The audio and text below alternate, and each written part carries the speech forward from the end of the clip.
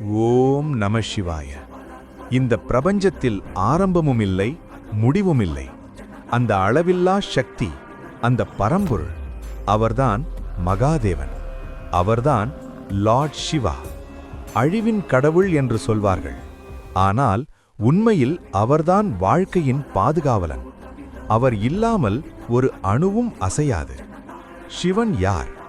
சிவன் என்பது ஒரு உருவம் மட்டுமல்ல, அது ஒரு சக்தி. சிவம் என்றால் சுத்தம், மனதில் எந்த களங்கமும் இல்லாத நிலை. புராணங்கள் கூறுகிறது, சிவன் அனாதி, ஆரம்பமில்லாதவர். அவர் பிறந்ததே இல்லை, அவர் இருந்ததே இருந்தார். ஒரு நாள் பிரம்மா மற்றும் விஷ்ணு யார் பெரியவர் என்று விவாதித்தனர். அப்போது வானத்தை கிழித்து ஒரு அக்னித்தூண் தோன்றியது. அது சிவனின் லிங்க ரூபம். ஆரம்பமும் இல்லை, முடிவும் இல்லை. அப்போதுதான் அவர்கள் உணர்ந்தனர், சிவன்தான் பரமசக்தி. சிவனின் உருவ ரகசியம். சிவபெருமான் ஏன் சாம்பல் பூசிக்கொள்கிறார்? அது ஒரு பெரிய பாடம். நாம் பெருமைப்படும் உடலும் செல்வமும் ஒரு நாள் சாம்பலாகிவிடும். அவரின் மூன்றாவது கண், அது ஞானக்கண். அது திறந்தால் அஞ்ஞானம் அழியும். கழுத்தில் பாம்பு, அவரை பயம் கட்டுப்படுத்த முடியாது என்பதற்கான சின்னம். ஜடையில் பாயும் கங்கை, கருணையின் வடிவு.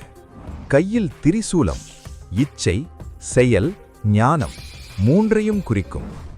நீலகண்டன், ஒரு காலத்தில் தேவர்கள் அசுரர்கள் பாலக்கடலை கடைந்தனர். அப்போது கொடிய விஷம் வெளிவந்தது. உலகமே அழியும் நிலை. அந்த நேரத்தில் சிவபெருமான் அதை அருந்தினார். விஷம் அவரின் கழுத்தில் தங்கியது. அதனால் அவர் நீலகண்டன் ஆனார். உலகை காப்பாற்ற தன் உயிரையும் பொருட்படுத்தாதவர் சிவன். குடும்பம் மற்றும் அருள். சிவன் ஒரு தந்தை, ஒரு கணவர். அவருடன் அன்னையான பார்வதி தேவி.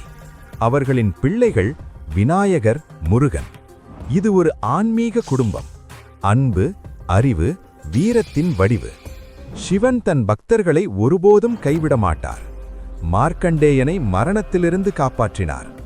ராவணனுக்கும் அருள் செய்தார்.